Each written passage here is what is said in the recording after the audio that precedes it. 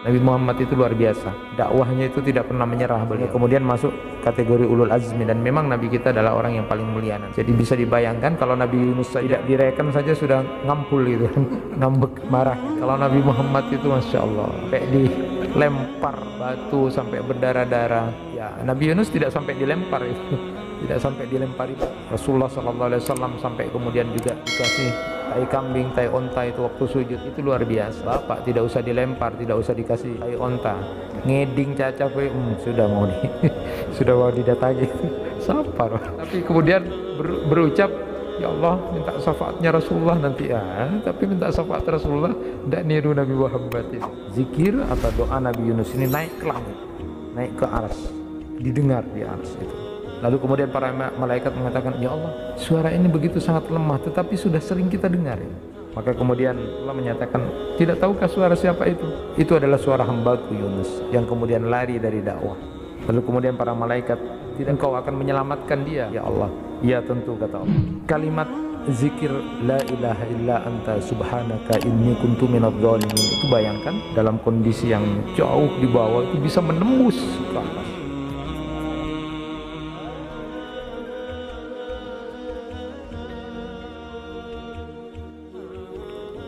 Assalamualaikum warahmatullahi wabarakatuh. Alhamdulillahi rabbil alamin, wa bihi nasta'inu ala umurid dunya waddin. Ashhadu an la ilaha illallah wahdahu la syarika lah, wa ashhadu anna Muhammadan abduhu wa rasuluh. Allahumma salli wa sallim ala nabiyyina Muhammad wa ala alihi wa ashabihi ajma'in. Rabbi shrah li sadri wa yassir li amri wahlul 'uqdatam min lisani yafqahu qawli, amma ba'd. Jamaah kuliah maghrib yang dirahmati Allah, bersyukur kita kepada Allah Subhanahu wa taala pada malam hari ini kita ingin melanjutkan kajian kitab Al-Wabilus Shayyib, yang pada kesempatan kali ini kita akan berbicara tentang bab zikiran dari Nabi Yunus alaihissalam, yang kemudian oleh baginda Nabi Muhammad SAW dikomentari, inilah zikiran yang luar biasa yang akan bisa memberikan jalan keluar pada saat kita punya masalah dan terlepas dari kesusahan-kesusahan yang ada. Maka disebut zikiran yang dibaca oleh Nabi Yunus ini adalah tasbih dalam samudra menuju aras itu. Ini luar biasa. Nah, jemaah yang dirahmati Allah, sebelumnya ingin saya sampaikan bahwa di kitab Al-Wabilus Shayyib ini Ibnu Qayyim Al-Jauzi itu menulis tentang banyak sekali manfaat berzikir itu. Dan saya baru menemukan kitab yang cukup banyak menulis tentang manfaat berzikir. Kalau di beberapa kitab atau beberapa tempat itu paling ada 7, 10, kalau ini sampai kurang lebih 100-an ditulis oleh beliau. Jadi manfaat berzikir itu sampai 100 itu. Jadi kalau mau baca kitab itu sudah cukup membuat kita kuat, termotivasi untuk tidak pernah lisan ini tidak berzikir kepada Allah Subhanahu wa taala. Karena dari saking banyaknya manfaat dari berzikir itu. Di antaranya saya sebut dari sekian banyak itu menjadi sebuah gambaran buat kita. Beliau sebutkan yang pertama bahwa kalau kita berzikir kepada Allah, Allah pasti ingat kepada kita. Nah, itu sudah kita sering dengar ayatnya, fadhkuruni adzkurkum. Maka ingatlah kamu kepadaku, kata Allah, maka aku akan ingat kepada kalian. Kata beliau Ibnu Qayyim Al-Jauzi, seandainya tidak ada lagi manfaat dari berzikir selain ini, maka ini sudah cukup utama dan mulia. Bayangkan kalau Allah sudah ingat kepada kita, itu sudah luar biasa. Seandainya zikir itu sudah tidak punya manfaat, cuma ini saja misalnya, Allah akan ingat kepada kita saat kita berzikir, maka ini sudah sangat utama dan sangat mulia. Nah, di dalam hadis itu disebutkan, beliau juga mengutip hadis Rasulullah sallallahu alaihi wasallam, "Man dzakarani fi nafsihi dzakartuhu fi nafsi, wa man dzakarani fi mala'in dzakartuhu fi mala'in khairim minhu." Siapa orang yang mengingatku di dalam hatinya, di dalam batinnya, niscaya aku akan mengingatnya dalam batinku. Barang siapa yang menyebutku di hadapan sekelompok orang, maka aku akan menyebutnya di hadapan sekelompok makhluk yang lebih banyak dari itu. Jadi Allah membalasnya lebih banyak. Jadi kalau kita berzikir pada Allah di hati saja, Allah akan ingat pada kita. Begitu kita juga mengajarkan, mengajak untuk berzikir kepada orang lain, maka kalau itu disebut-sebut sebagai majelis zikir misalnya, seperti majelis ilmu, maka Allah juga akan menyebut-nyebut nama kita nanti di makhluk Allah yang lain. Nah, kemudian di antaranya juga beliau sebutkan kalimat-kalimat zikir yang kita baca itu, jadi tasbih kita, tahmid kita, tahlil kita, takbir kita, apapun kalimat-kalimat thayyibah yang kita baca itu, nanti itu mereka bersimpati kepada kita, termanifestasi dalam sebuah wujud, lalu kemudian mereka berdengung seperti dengungan tawon itu ya, menyebut-nyebut, aku disebut siapa, aku disebut oleh siapa, itu dari saking banyaknya zikir yang kita baca. Jadi mereka nanti mendengung gitu ya. Zikir-zikir yang kita baca itu di aras itu, di sekitar aras itu kemudian mendengung. Siapa yang menyebut aku itu? Itu hebat berarti. Inna mimma tadhkuruna min jalalillahi azza wa jalla minat tahlil wa takbir wa tahmid yata'atafna hawlal ars lahunna dawiyun kadawiyun nahl yudzakkirna bisahibihinna afala yuhibbu ahadukum ayyakuna lahu ma yudzakiru bihi. Sungguh kalimat-kalimat yang kalian ucapkan sebagai zikir yang mengagungkan Allah, serupa semisal takbir, tahmid, tahlil, itu saling bersimpati di sekitar arsy. Mereka mengeluarkan suara gaung seperti lebah. Mereka kemudian bercerita, menyebut-nyebut siapa yang mengucapkan mereka. Lalu kemudian Rasulullah menyebutkan, tidak sukakah salah seorang dari kalian jika dia memiliki sesuatu yang menyebut nama dirinya. Jadi zikiran-zikiran yang kita baca itu nanti di sekitar arsy itu kemudian berdengung gitu ya, seperti tawon, lalu menyebut siapa yang menyebut aku. Jadi amat sangat rugi kalau orang kemudian tidak berzikir di waktu kemudian dia tidak melakukan aktivitas. Bahkan melakukan aktivitas pun seharusnya lisannya tidak pernah kemudian kering untuk selalu berzikir kepada Allah Subhanahu wa taala. Ini kalau orang memahami gitu kan luar biasa itu sebenarnya Bapak dan Ibu sekalian. Nah, kemudian bila seorang hamba itu sudah terbiasa berzikir pada Allah, di saat dia berzikir pada saat lapang, nanti pada saat dia dalam keadaan sedih, dalam keadaan susah, ketika dia bermunajat pada Allah, dia memohon kepada Allah, saat dia lagi sedih, punya masalah dan sebagainya, maka lalu kemudian para malaikat itu akan mengatakan pada Allah, ya Rabb, sautun ma'rufun min abdin ma'rufin.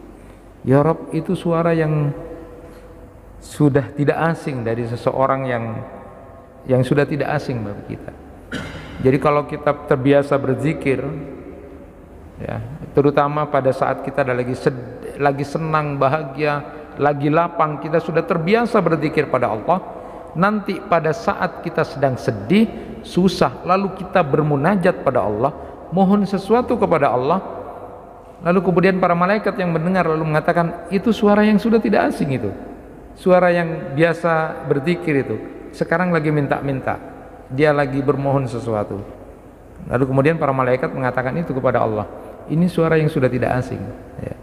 Berbeda kalau kemudian kita tidak biasa berzikir, lantas kemudian pada saat kita sedih, punya masalah, baru minta sama Allah, maka kemudian para malaikat ketika mendengar suara kita itu, ya Rob sautun mungkarun min abdin mungkar, itu suara yang nggak pernah terdengar sih, jarang gitu kan. Dan sekarang sudah kayaknya baru asing gitu kan. Nah, itu yang kemudian menjadi penguat bahwa jangan sampai kemudian kita tidak berzikir pada Allah. Insya Allah pada kesempatan lain kita akan lebih dalami tentang beberapa manfaat kita sebut apa yang disebut oleh beliau, karena banyak ya. Tetapi dengan 3 hal yang saya sebutkan ini menjadi sebuah motivasi besar sebenarnya buat kita. Paling tidak pertama, kalau kita biasa berzikir, Allah akan ingat kita. Lalu setiap zikiran-zikiran yang kita ucapkan itu nanti akan bersimpati pada kita. Di sekitar aras mereka kemudian menyebut-nyebut nama siapa yang kemudian menyebut zikiran itu. Dan yang ketiga, kita tidak menjadi asing di hadapan Allah saat kemudian kita sudah terbiasa berzikir, saat kita dalam keadaan punya masalah, sedih, susah, lalu kemudian kita minta kepada Allah Subhanahu wa taala. Karena para malaikat sudah langsung menyambut, oh itu suara yang sudah tidak asing buat kita, itu sudah sering kita dengar karena dia biasa berzikir. Nah, inilah hebatnya nanti apa yang terjadi kepada Nabi Yunus alaihissalam. Jadi ada istilah tasbih di dalam samudra, karena Nabi Yunus itu dimakan ikan paus. Tasbih di dalam samudra yang begitu banyak kegelapan itu sudah malam hari, di dalam ikan lagi gitu kan, terus kemudian dalam keadaan gelap, maka kemudian bisa tembus ke aras itu. Zikiran yang kemudian menjadi sesuatu yang sudah biasa kita dengar, tetapi akan kita kupas pada kesempatan kali ini. Jamaah yang dirahmati Allah, saat Ibnu Qayyim al-Jauzi dalam kitab ini menjelaskan tentang zikir itu lebih utama dari doa, lalu kemudian menjelaskan bab-bab tentang apa saja zikiran yang kita baca saat kita sedang dalam keadaan susah, dalam keadaan sedih, maka disebutkan diantaranya adalah apa yang kemudian disebutkan oleh Rasulullah SAW, dakwatu akhi Dhinnun mada'a biha makrubun illa farrajallahu kurbat la ilaha illa anta subhanaka inni kuntu minadz zalimin. Doa saudaraku Dhunnun itu tidak ada seorang pun yang kemudian berada dalam kesulitan berdoa dengannya kecuali Allah pasti akan memberikan jalan keluar dari kesulitannya, yaitu ucapan la ilaha illa anta subhanaka inni kuntu minadz zalimin. Nah, di riwayat lain disebutkan inni la'alamu kalimatan la yaqulu lahu makrubun illa farajallahu anhu kalimatan akhi Yunus alaihi salam. Kata Rasulullah, sungguh aku mengetahui satu kalimat yang apabila dibaca oleh orang yang sedang dalam kesusahan, pasti Allah akan memberi jalan keluar, yaitu doa yang diucapkan saudaraku Yunus, kata Rasulullah sallallahu alaihi wasallam, la ilaha illa anta subhanaka inni kuntu minadz zalimin. Nah, adapun riwayat dari At-Tirmizi itu disebutkan dakwatu akhi Dhinnun idda'a wa huwa fi batnil hut la ilaha illa anta subhanaka inni kuntu minadz zalimin fa innahu lam yad'u biha muslimun fi syai'in qad illa istijaballahu lahu. Doa saudaraku Dhunnun, kata Rasulullah, ketika dia berada di dalam perut ikan, yaitu ucapan la ilaha illa anta subhanaka inni kuntu minadz zalimin, tidaklah seorang muslim berdoa dengan kalimat itu dalam satu kebutuhan kecuali Allah pasti akan mengabulkan doanya. Jadi walaupun doa ini di antara sekian banyak zikiran-zikiran pada saat sedih dan susah, tetapi pada kesempatan kali ini kita akan mengkaji lebih jauh makna di balik doa itu atau bagaimana sejarah doa itu. Jemaah yang dirahmati Allah, siapa kemudian yang disebut atau disebut dengan Zunnun itu, atau yang kita kenal dengan Nabi Yunus, karena beliau pernah dimakan ikan paus lalu bertobat lalu kemudian mengucapkan kalimat yang kita kenal bersama itu.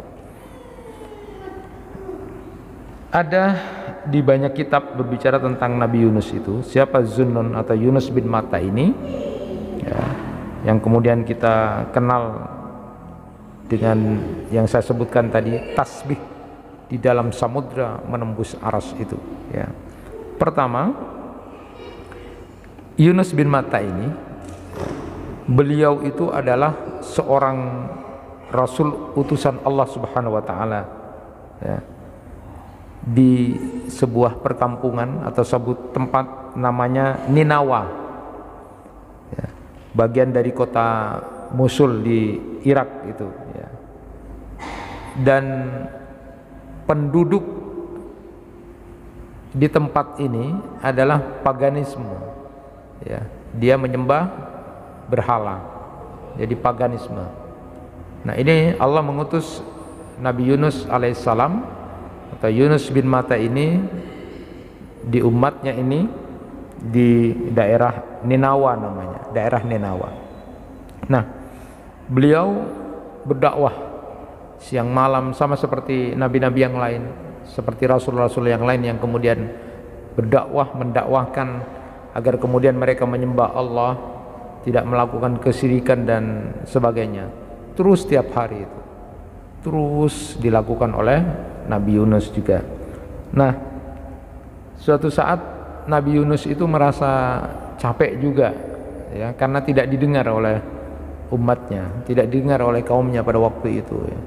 Sehingga kemudian dari capeknya itu lalu kemudian beliau memutuskan untuk sudahlah, aku pergi saja gitu. Nah, jadi sudah putus asa, nyerah ya. Makanya kita bapak-bapak dan ibu-ibu dalam sesuatu itu tidak boleh menyerah, tidak boleh putus asa, terus pelan-pelan. Dan Nabi Yunus ini tampaknya kemudian sudah nyerah gitu kan, karena banyak yang kemudian tidak mengikuti. Lalu kemudian dia mengatakan pada kaumnya pada waktu itu, kepada umatnya, sudah nanti Allah akan mengazab kalian karena kalian tidak percaya gitu. Kalian sudah tidak mendengarkan dakwahku gitu. Nanti hari keempat Allah akan memberikan azab kepada kalian. Itu yang kemudian disampaikan oleh Nabi Yunus. Nah, singkat cerita Nabi Yunus itu pergi, sudah pergi, mau pindah gitu ya, mau pindah, mau hijrah, mau naik kapal.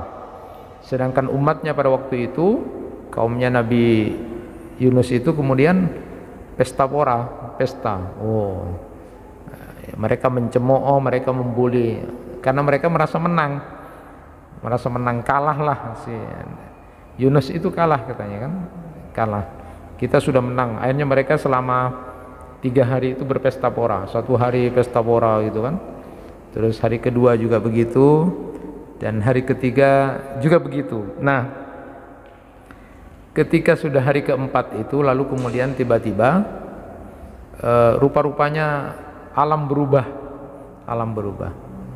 Jadi ada mendung yang luar biasa waktu itu. Mendungnya datang terus mendung lagi, tebal sekali sampai kemudian matahari sudah tidak kelihatan. Angin juga begitu, lalu kemudian tumbuh-tumbuhan sudah mulai, pokoknya membuat paniklah suasana itu, membuat mencekam suasana saat itu. Nah, pada waktu itu lalu kemudian umatnya Nabi Yunus ini kemudian bingung, panik, ini ada apa ini? Jangan-jangan ini seperti yang diucapkan oleh Yunus itu. Nah, mereka mulai ketakutan ya. Tapi awal-awalnya enggak, tapi ada yang bilang, oh ini bahaya, karena sudah terus minta tolong sama Tuhan-Tuhan yang mereka sembah, tidak ada gunanya juga. Ini pasti tidak dari mereka, karena mereka juga yang kita sembah tidak ada hubungannya, sudah tidak ada membantu kita. Semakin mencekam pada waktu itu. Anak-anak kecil sudah menjerit, menangis, para perempuan sudah mulai ketakutan luar biasa, orang-orang dewasa juga sudah mulai panik juga. Akhirnya pada waktu itu kemudian umatnya Nabi Yunus ini berkumpul. Nah, ini satu-satunya jalan, ini tidak bisa, kita harus cari Yunus ini ya, kita harus cari Yunus ini, pasti dari adab ini kalau sudah begini. Betul seperti yang dibilang oleh Yunus itu katanya. Lalu kemudian para pimpinan di kelompok itu atau umat itu kemudian menyuruh orang-orang untuk menyuruh mencari Nabi Yunus. Tapi ternyata Nabi Yunus ternyata sudah tidak ada, sudah naik ke kapal ya. Di sisi lain kita akan ceritakan bagaimana posisinya Nabi Yunus. Jadi ketika hari keempat itu, kalau Nabi Yunus di hari pertama sudah naik kapal. Singkat cerita, Nabi Yunus ingin rehat gitu kan, ingin santai gitu kan.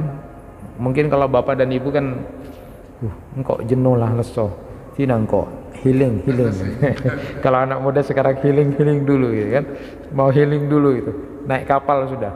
Itu di hari pertama, tidak ada ombak. Hari pertama tidak ada ombak, tenang, walaupun full ya, kapalnya full, tidak ada ombak. Hari kedua begitu, sama dengan umatnya Nabi Yunus. Pada waktu hari kedua, ketiga tidak ada apa-apa. Nah di hari keempat juga sama. Ternyata di lautan itu di hari keempat itu, ketika Nabi Yunus itu naik kapal, ternyata ada ombak besar. Ada ombak besar. Ombak besar itu lalu kemudian oleh nahkodanya dan kru kapal itu kemudian berkesimpulan, ini bahaya ya, harus ada yang kemudian dikorbankan gitu kan, harus ada yang dipersembahkan, atau kemudian harus ada yang kemudian dibuang gitu. Dan untuk itu karena kita semuanya tidak tahu, maka lebih baik kita undi saja. Disuruh undi, akhirnya diundilah nama-nama orang yang di kapal itu, kemudian dicatat, lalu kemudian mau diundi. Singkat cerita, undian pertama jatuhnya kepada Nabi Yunus. Kok delalah Nabi Yunus itu yang harus jadi korban, ceburkan diri. Tapi karena orang-orang yang ikut di kapal itu kemudian tahu bahwa Nabi Yunus itu orang baik, kemudian bilang, aduh tak nyaman, ulang undiannya diulang gitu. Kok kebetulan juga orang-orang pada waktu itu setuju, sudah diulang katanya. Nah pada saat yang kedua kemudian diundi lagi, kok delalah juga nama yang keluar Nabi Yunus lagi. Yang kedua Nabi Yunus. Nah Nabi Yunus itu sebenarnya sudah siap untuk menceburkan diri. Orang namanya dia mau rehat, sudah healing, juga sudah pingin, wah ini saya salah mungkin sama Allah. Sampai kemudian yang kedua begitu, ketika sudah mau nyeburkan diri, lalu orang-orang narik semua, sudah sekali lagi diulang, karena Yunus itu dikenal orang baik gitu ya. Suruh ulang lagi karena sudah mau menceburkan, sudah ulang lagi, ini terakhir kali katanya. Delalah kemudian diundi lagi, yang keluar namanya Nabi Yunus lagi. Akhirnya dengan terpaksa kemudian beliaulah yang kemudian menceburkan diri ya, karena sudah namanya keluar 3 kali. Singkat cerita di hari keempat itu juga sama, ketika Nabi Yunus tercebur ke laut itu, lalu kemudian Allah mengutus ikan paus untuk menelan Nabi Yunus ini.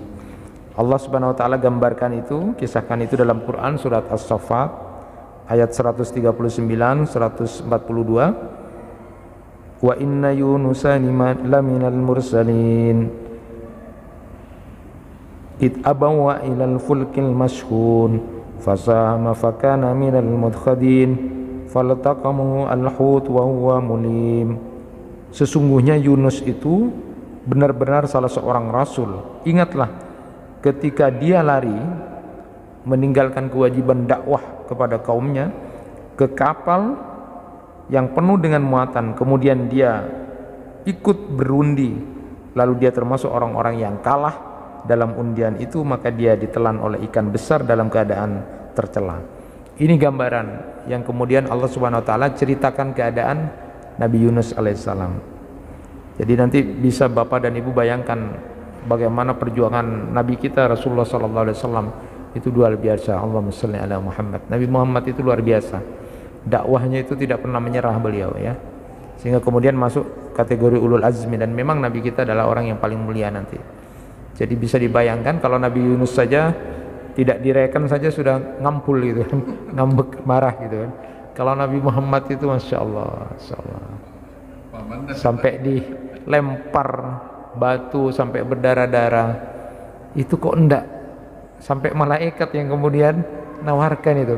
Cobalah kau Muhammad minta, terus tak jeblok nu gunung ini pada mereka itu pada waktu di Taif. Tapi Nabi Muhammad enggak. Aku berdoa mudah-mudahan dari Taif ini nanti keluar orang-orang yang bagus. Itu Rasulullah sampai berdarah-darah. Ya, Nabi Yunus tidak sampai dilempar itu, tidak sampai dilempari batu dan sampai Nabi Muhammad sampai sebegitunya. Nabi kita Rasulullah sallallahu alaihi wasallam sampai kemudian juga dikasih tai kambing, tai onta itu waktu sujud. Itu luar biasa. Ya. Beliau juga tidak marah gitu ya. Mendoakan umatnya itu luar biasa. Bapak tidak usah dilempar, tidak usah dikasih tai onta, ngeding caca sudah mau sudah mau didatangi.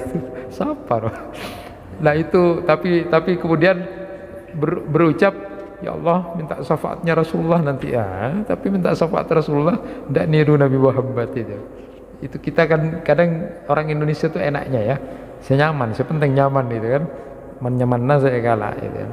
Nah kalau kita belajar dari apa yang dilakukan oleh Nabi Yunus ini kan ya ngampul itu, ngambek gitu ya. Nah saat kemudian jatuh di dalam perut ikan paus itu, Nabi Yunus ini sudah mengira mati gitu kan ya, sudah mengira mati. Dia terjatuh lalu kemudian sudah merasa mati, tapi ternyata ketika digerak-gerakkan tangannya terus kakinya juga wah aku masih hidup gitu ya. Aku masih hidup. Lalu saat itu kemudian Nabi Yunus itu bersimpuh bersujud di tempat itu ya, bersujud di tempat itu, di ikan paus itu. Dan memang ada perbedaan pendapat para ulama berapa waktu yang ada di dalam ikan itu. Ada yang menyatakan beliau menurut Imam Qatadah itu 3 hari 3 malam di ikan paus. Ada bahkan mengatakan 7 hari. Itu pendapat dari Ja'far As-Sadiq. Abu Malik menyatakan 40 hari mana. Ada 20 hari Ad-Dhahak. Kemudian As-Syi'bi saja yang kemudian berpendapat, Asy-Sya'bi saja yang berpendapat 1 hari. Jadi dimakan waktu pagi lalu kemudian dilemparkan dari mulut ikan paus itu pada waktu sudah menjelang maghrib gitu. Ini perbedaan. Di dalam Quran surat Al-Anbiya ayat 87, wa dhannun idz dhahaba mughadiban fa dhanna an lan naqdira alaihi fanada fidz dzulumat alla ilaha illa anta subhanaka inni kuntu minadh dhalimin. Dan ingatlah kisah Zunnun Yunus ketika dia pergi dalam keadaan marah, lalu dia menyangka bahwa kami tidak akan mempersempitnya atau mempersulitnya ketika lari dari dakwah itu, maka dia menyeru dalam keadaan gelap, di dalam kegelapan yang penuh dengan kegelapan itu, la ilaha illa anta subhanaka inni kuntu minadh dhalimin. Nah, zikiran yang diucapkan oleh Nabi Yunus di dalam ikan paus inilah yang di dalam tafsir At-Tabari itu disebut bahwa zikir atau doa Nabi Yunus ini naik ke langit, naik ke arsy, didengar di arsy itu. Lalu kemudian para malaikat mengatakan, ya Allah, suara ini begitu sangat lemah, tetapi sudah sering kita dengar ya. Suaranya sudah sering kita dengar. Maka kemudian Allah menyatakan, tidak tahukah suara siapa itu? Itu adalah suara hambaku Yunus yang kemudian lari dari dakwahnya. Lalu kemudian para malaikat, tidak engkau akan menyelamatkan dia? Ya Allah, ya tentu, kata Allah. Nah ini luar biasanya. Jadi kalimat zikir la ilaha illa anta subhanaka inni kuntu minadh dhalimin itu, bayangkan dalam kondisi yang jauh di bawah itu bisa menembus ke arsy, bisa didengar di arsy itu. Hebatnya, dahsyatnya dari doa atau zikiran ini ya, betapa luar biasanya nanti. Padahal itu disebutkan di situ adalah pada saat fi dzulumat, di dalam gelap, banyak gelap ya. Nah para ulama tafsir itu berbeda pendapat ketika menerjemahkan fi dzulumat itu. Gelap apa yang dimaksud? Gelap dalam kegelapan. Yang pertama itu pendapat dari Sa'id bin Jubair, Qatadah, Imam Qatadah dan mayoritas ulama, bahwa yang dimaksud dengan fi dzulumat itu adalah gelapnya di dalam ikan paus, lalu kemudian di lautan lagi, lalu kemudian di malam hari lagi. Jadi gelap di atas gelap itu digambarkan bahwa Nabi Yunus itu sudah di dalam ikan, lalu kemudian gelapnya lautan, di dalam lautan, lalu kemudian di malam hari lagi, itulah fidulumat. Jadi kok bisa sampai tembus gitu bahasanya seperti itu. Nah, yang kedua pendapat dari Salim bin Abi Ja'ad itu bahwa ada ikan paus yang dimakan lagi oleh ikan paus yang lebih besar dan dalam gelapnya ikan. Itu pendapat dari Salim bin Abi Ja'ad. Ada yang menyatakan bahwa gelap di atas gelap itu gelapnya usus besar, lalu kemudian perut ikan, lalu kemudian lautan yang gelap. Itu pendapat dari Ibnu Sa'id. Tapi secara umum kita sampaikan bahwa apa yang kemudian terjadi pada Nabi Yunus itu adalah memang betul-betul dalam kondisi yang sungguh sangat luar biasa keadaannya, terpuruk banget, terpuruk, gelap-gelap, peteng gitu bahasanya. Jadi saya sering menyampaikan itu, kalau sudah peteng, sudah pikiran peteng gitu, punya masalah pikiran peteng, peteng dan petengan gitu kan, sudah tak nemu jalan boleh, maka zikiran yang harus diucapkan itu niru seperti Nabi Yunus, sebagaimana kemudian Nabi Muhammad SAW mengomentari, ini kalimat luar biasa yang nanti Allah akan berikan jalan keluar saat kemudian sudah tidak ada jalan lagi. Allah akan kabulkan apa yang menjadi hajat. La ilaha illa anta subhanaka inni kuntu minadz dzalimin. Itu berulang-ulang disebutkan, ya. Nah, kenapa kemudian kalimat ini menjadi hebat? Karena memang kalimat zikir ini terdiri dari tiga kata yang luar biasa. Yang pertama ada kalimat tahlil, lalu kemudian ada tasbih, lalu kemudian ada istighfar. Jadi tiga ini terangkum dalam apa yang diucapkan oleh Nabi Yunus. La ilaha illa anta itu adalah tahlil. Kita sudah memahami semua bagaimana posisi tahlil itu. Siapa yang mati dalam keadaan membaca kalimat tahlil maka sudah bisa dipastikan masuk surga itu. Walaupun kita memang tidak mudah untuk mengatakan kalimat itu, ya. Tergantung kepada apa yang kita amalkan.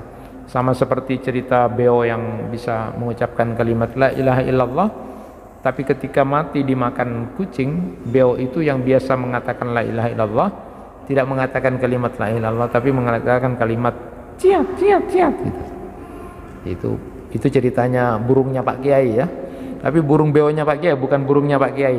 Burung beonya Pak Kiai kemudian dikasih makan sama pinteranya, kemudian lupa tidak ditutup. Nah, dia bisa mengatakan la ilaha illallah diajari. Nah, pada saat kemudian dimakan kucing, pinteranya itu lupa. Terus kemudian Pak Kiainya nangis gitu. Besoknya tuh nangis gitu kan, nangis. Terus pinteranya itu merasa bersedih. Pak Kiai kenapa? Apa karena burungnya Pak Kiai mati gitu kan? Burung beonya Pak Kiai maksudnya. Apa karena burung beonya Pak Kiai mati lalu kemudian nangis gitu kan? Terus Pak Kiai itu kemudian mengatakan setelah berulang-ulang ditanya sama pinteranya itu merasa tidak enak gitu. Apa mau diganti atau gimana? Terus bilang, bukan. Aku menangis bukan karena burung beo mati yang kemarin. Tetapi aku bisa bayangkan burung beo yang gampang sekali mengatakan la ilaha illallah ketika ketemu orang, la ilaha illallah, la ilaha illallah. Biasa dia mengatakan la ilaha illallah. Gampang. Tapi saat ketika dia mau meninggal dunia kok sulit dia mengatakan la ilaha illallah. Aku khawatir sekarang dalam keadaan sehat, siapa yang tidak bisa bilang la ilaha illallah? Siapa yang tidak bisa bilang la ilaha illallah? Semua bisa bilang. Tapi ketika mau meninggal dunia belum tentu semuanya bisa mengatakan. Belum tentu dan tidak mudah itu. Iya, sekarang semuanya bisa. Itulah yang membuat kemudian Pak Kiai itu menangis. Nah, ini artinya kalimat la ilaha illallah luar biasa. Sehingga kemudian kita juga sudah mengetahui riwayat bahwa ketika seorang hamba dipertontonkan oleh Allah dosa-dosanya, ada 99 tabaqah itu. Ada 99 kartu. Jadi sampai terakhir mata kita memandang itu dosa semuanya itu. Isinya dosa. Ditanya, ada yang kamu bantah dari catatan malaikat itu? Tidak ada. Benar semua ya Allah. Dia sudah palang, Arya palang kok palang gitu kan. Tapi kemudian ketika dibandingkan dengan satu tabaqah, satu kartu yang kemudian di situ adalah ilaha illallah, itu kemudian bisa mengalahkan banyak dosa itu. Jadi hebat, memang kalimat ini hebat. Jadi bukan hanya karena disebut oleh Zunnun atau disebut oleh Nabi Yunus, tapi memang ada kandungan di kalimat ini, zikiran ini atau doa ini, kalimat tahlil itu. La ilaha illallah, la ilaha illa anta. Nah yang kedua ada tasbih, subhanaka, engkau maha suci Allah. Padahal kita tahu bahwa kalimat tasbih ini ketika Nabi Yunus itu berada di dalam ikan itu mendengar semua makhluk-makhluk yang ada di sana bertasbih kepada Allah, sampai kemudian semakin kagumlah Nabi Yunus itu. Jadi ikan-ikan, mutiara, semua yang ada di laut itu semuanya bertasbih kepada Allah. Mendengar betul itu Nabi Yunus. Ya, kalimat tasbih itu. Sehingga salah satu hadis yang menyatakan ada kalimat yang ringan di lisan itu tapi berat nanti di mizan adalah kalimat tasbih. Subhanallah wa bihamdi subhanallahil azim, subhanallah wa bihamdi subhanallahil azim. Perbanyak itu, istiqomah kita lakukan kalimat-kalimat thayyibah itu, kata-kata yang kemudian bisa memberikan sesuatu yang terbaik buat kita di hadapan Allah nanti. Nah, kalimat tasbih ini ternyata luar biasa, bisa memberatkan mizan. Satu tahlil, yang kedua adalah tasbih, kemudian yang ketiga adalah istighfar. Inni kuntu minadz zalimin, ya Allah saya ini berbuat zalim. Ini adalah taubat. Jadi kalimat istighfar sudah kita maklumi bersama. Kalau kita dalam keadaan banyak catatannya di hadapan Allah, istighfar saja, maka kalau kemudian Allah pas waktu itu memberikan maaf buat kita, apapun yang menjadi hajat kita akan diberikan. Jadi kalimat ini luar biasa, sehingga kemudian kalimat dalam samudra ini kemudian bisa nembus ke aras itu karena memang ada kalimat tahlil, tasbih dan istighfar itu, dan itu adalah merupakan kalimat yang luar biasa. Karena doa dan zikir selalu dibaca oleh Nabi Yunus sebelum beliau kemudian dimakan ikan, beliau sudah terbiasa untuk selalu bertasbih pada Allah. Disampaikan di situ di dalam Al-Qur'an, digambarkan Quran surat As-Saffat 143 144, falaula annahu kana minal musabbihin la labisa fi batni ila yaumi yub'asun. Maka kalau sekiranya dia tidak termasuk orang-orang yang banyak bertasbih mengingat Allah, niscaya dia akan tetap tinggal di perut ikan sampai hari berbangkit. Ya. Jadi sekiranya Nabi Yunus itu tidak terbiasa sebelumnya bertasbih, maka dia akan sampai mati di ikan paus itu. Dia kuburannya ada di ikan paus itu kalau dia tidak terbiasa. Tapi karena dia sudah terbiasa berzikir pada Allah, bertasbih pada Allah, maka saat kemudian dia mengucapkan kalimat la ilaha illa anta subhanaka inni kuntu minadz zalimin sampai didengar di aras dan ketahuan siapa itu, lalu kemudian Allah selamatkan Nabi Yunus alaihissalam itu. Jadi ini luar biasa buat kita. Sekali lagi, jangan pernah kita tidak terbiasa berzikir. Pilihlah zikiran-zikiran yang kemudian yang utama, yang pas dengan kondisi dan keadaan kita, dan terbiasa dengan kalimat-kalimat thayyibah itu. Nah, singkat cerita, lalu kemudian Nabi Yunus alaihissalam ini pada saat itu umatnya Nabi Yunus kan sudah berkumpul semua, berkumpul lalu bertobat, mengangkat tangan mereka lalu, ya Allah, jangan azab kami. Mereka kemudian mengakui Tuhannya Nabi Yunus yang kemudian lari. Singkat cerita lagi, Nabi Yunus kemudian dilemparkan oleh ikan paus, dimuntahkan lagi, lalu dalam keadaan yang kondisi yang lemah pada waktu itu, sudah capek, sudah tidak makan, sudah dalam kondisi lemah. Tetapi Allah Subhanahu wa taala kemudian berikan tanaman labu di situ, walaupun itu tandus tempat yang dimuntahkan itu, di tempat yang tandus, tapi Allah sayang sama Nabi Yunus, masih diselamatkan. Lalu kemudian ada tanaman labu itu, dimakanlah di situ sampai kemudian intinya pulih. Itu Allah Subhanahu wa taala gambarkan dalam Quran surat As-Saffat ayat 145 148. Itu nanti bisa Bapak dan Ibu baca. Allah Subhanahu wa taala menyelamatkan ketika sudah ikan paus melemparkan itu. Singkat cerita, lalu kemudian Allah Subhanahu wa taala membawa Nabi Yunus ini kembali ke Ninawa, sebuah tempat yang kemudian disitulah umatnya. Kemudian disambutlah Nabi Yunus dengan gembira, dan mereka semuanya kemudian masuk menjadi orang-orang yang beriman kepada Allah Subhanahu wa taala. Itu bisa Bapak dan Ibu kemudian baca. Nah, disebutkan di situ pelajaran penting buat kita bahwa tasbih, tahlil, kemudian istighfar, zikir-zikir apapun itu bisa mencegah azab yang akan diberikan Allah kepada seseorang atau kepada satu kelompok komunitas orang. Kita bisa baca itu di dalam Quran surat Al-Anbiya ayat 88. Fastajabna lahu wa najjaynahu minal gham wa kadzalika nunjil mu'minin. Maka kami telah memperkenankan doanya dan menyelamatkannya dari kedukaan, dan demikianlah pula kami akan menyelamatkan orang-orang yang beriman.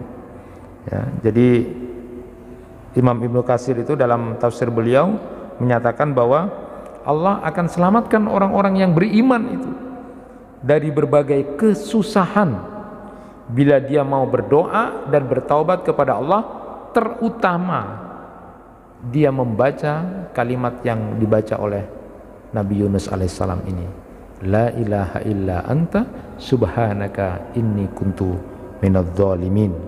Allah akan keluarkan masalah-masalah kita, kesusahan-kesusahan kita. Apabila kita sudah merasa tidak ada jalan lagi, maka kemudian bacalah kalimat itu sambil kemudian menangis kepada Allah, karena di kalimat itu kemudian ada tahlil, ada tasbih, dan ada kalimat istighfar, sehingga kemudian Allah akan menyelamatkan orang-orang yang beriman. Belajar dari sejarah yang terjadi kepada Nabi Yunus dan umatnya. Jemaah yang dirahmati Allah, akhir dari apa yang saya sampaikan ini, Bapak dan Ibu sekalian, memang sebagaimana beliau juga sudah sebutkan di dalam kitab Al-Wabilus Shayyib, bahwa orang itu harus sabar, harus menahan diri, tidak keburu-buru marah, tidak keburu-buru ngambek, tidak boleh keburu-buru ngampul, karena itu akan punya akibat yang jelek dan itu tidak baik. Walaupun memang karakter manusia itu adalah ngampulan, ngambek. Siapa yang tidak ngampul, ngambek itu? Bapak-bapak ini pernah ada istrinya yang tidak pernah ngampul, ngambek? Pernah pasti. Kok ngambek polana apa, ngampul polana apa, pasti itu. Sama juga ibu-ibu, suami ibu-ibu di sini ini apa tak pernah ngampul? Pernah. Malah bilang kalau ibu-ibu, sering ngampul itu Ustaz. Tapi tidak laporan ya. Jadi ngambek ini memang karakter. Mari kita perhatikan sedikit. Beliau menyebutkan begini, wasabru habsun nafsi. Jadi yang namanya sabar itu menahan diri, famidarus sabri alal arkanis salasa, kata beliau di kitab ini. Jadi sabar itu rukunnya ada 3. Kalau kemarin kita bahas rukunnya syukur, kalau sekarang ini rukunnya sabar ada 3. Ya, kalau kita kemudian pakai itu, fa idza qama biha al-abdu kama yanbaghi inqalabatil mihna fi haqqihi minha. Jadi kalau kita pakai 3 macam rukun itu, maka kita akan menjadi orang yang kemudian yang namanya musibah akan menjadi sesuatu yang menyenangkan, bencana akan menjadi sesuatu nikmat, ya. Nah, apa rukun sabar itu? Disebutkan yang pertama adalah habsun nafsi anit tasakhut bil maqdur, menahan diri untuk tidak membenci hatinya terhadap takdir Allah. Itu yang pertama, hatinya dijaga, jangan sampai benci terhadap takdir Allah. Yang namanya ujian, musibah atau sesuatu yang tidak baik, pasti hati itu yang di pertama kali ya. Jadi sabar itu rukunnya yang pertama adalah hatinya itu ditahan, jangan sampai kemudian ada geremekan hati tidak rela sama takdir Allah, jangan sampai. Jadi orang sabar itu rukunnya pertama itu, tahan diri untuk tidak membenci hatinya terhadap apa yang ditakdirkan Allah. Yang kedua adalah habsul lisan anis syakawa, tahan lidah, lisan untuk tidak mengucapkan kata-kata yang berkeluh kesah saja itu dengan yang ada itu. Kemudian yang terakhir adalah wahabsul jawari anil maksiyah kalatmi wa syakki siyab wa tanfi asy'ar. Jadi menahan diri anggota tubuh untuk tidak melakukan hal yang tidak baik pada diri sendiri, seperti menempeleng, memukul-mukul gini, pas ada kematian dipukul-pukul, atau kemudian merobek baju, lalu kemudian menjambak-jambak rambut, karena itu perilaku yang tidak baik. Maka kalau kita melihat rukun sabar ini, kalau kita sedang dalam masalah itu, yang pertama kita lakukan adalah berdoa. Ya muqallibal qulub tsabbit qalbi ala dinik. Jadi hatinya minta, ya Allah jangan sampai hati ini kemudian tidak terima terhadap takdir ini. Ya Allah terima. Yang kedua itu jangan sampai mengeluh. Ibu dan bapak, ini nanti ada kajian khusus juga, bahwa memang kita ini diciptakan Allah itu, manusia itu memang karakternya itu keluh kesah. Ya. Innal insana khuliqa khalu'a idza massahu syarru jazua wa idza massahu khairu manua. Itu dalam Quran surat Al-Ma'arij ayat 19 sampai 21. Sesungguhnya manusia itu diciptakan dalam kondisi keluh kesah lagi kikir. Bila ditimpa kesusahan maka dia menjadi berkeluh kesah. Saat ditimpa sesuatu yang baik maka kemudian dia menjadi kikir, jelek loh. Halu itu jelek ya. Bentuk keluhan yang paling buruk. Manusia itu diciptakan dengan karakter itu. Mengeluh tatkala ditimpa sesuatu yang tidak menyenangkan. Cepat sekali mengeluh. Maka halu itu sebenarnya kata halu itu adalah mubalaghahnya ya.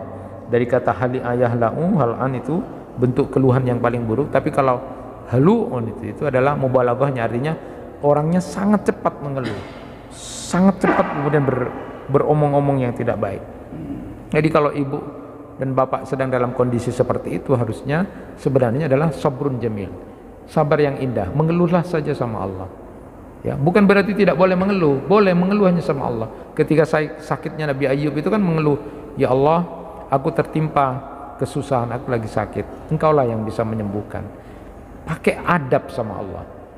Jadi aku sakit ya, sama dengan Nabi Ibrahim, kalau aku sakit Tuhanlah yang menyembuhkan. Aku lagi susah, sedih, engkaulah yang bisa memberikan. Bukan kemudian karena sakit engkau yang memberi ya Allah, cabut ya Allah, jadi nyalahkan Tuhan gitu. Nah itu kadang-kadang kita tidak punya etika. Nah para nabi itu luar biasa.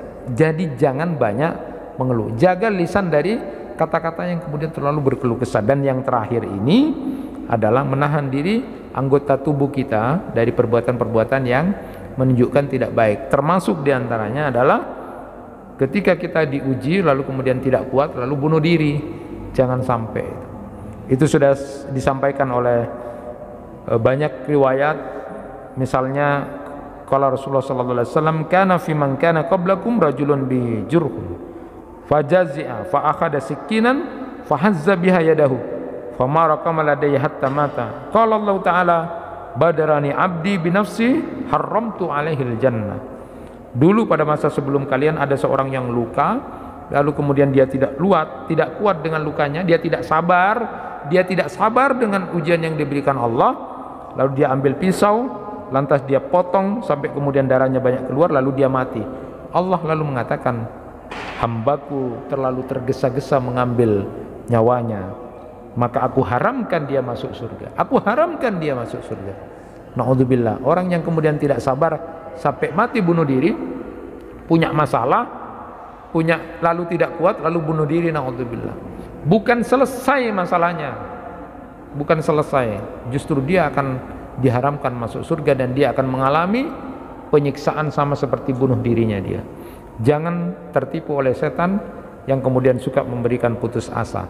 Berkeluh kesah yang dibolehkan itu adalah sharing pada Allah, tetapi berkeluh kesah yang kemudian tidak terima dan tidak ridho dengan keadaan dan takdir, itulah yang kemudian ditentang. Untuk itu Bapak dan Ibu sekalian, pada kesempatan kali ini kita sudah bahas kajian tentang dahsyatnya kalimat yang diucapkan oleh Nabi Yunus, semua yang kemudian bisa menembus aras, karena di situ ada kalimat tahlil, ada tasbih dan ada istighfar. Bapak dan Ibu, sebagaimana yang kemudian disebutkan oleh Rasulullah tadi, bila punya masalah, kesulitan, kesusahan, maka perbanyaklah membaca kalimat yang dibaca oleh Nabi Yunus itu. Lalu kalau ingin berdoa dikabulkan hajatnya, salah satunya adalah bacalah zikiran yang kemudian dibaca oleh Zunnun. Inilah dahsyatnya apa yang dibaca oleh Nabi Yunus alaihissalam dari samudra di ikan paus bisa nembus ke aras. Apalagi kita yang masih dalam kondisi yang baik-baik saja. Mudah-mudahan bermanfaat apa yang saya sampaikan dan bisa menjadikan pelajaran buat kita. Kurang lebihnya mohon maaf. Wassalamualaikum warahmatullahi wabarakatuh.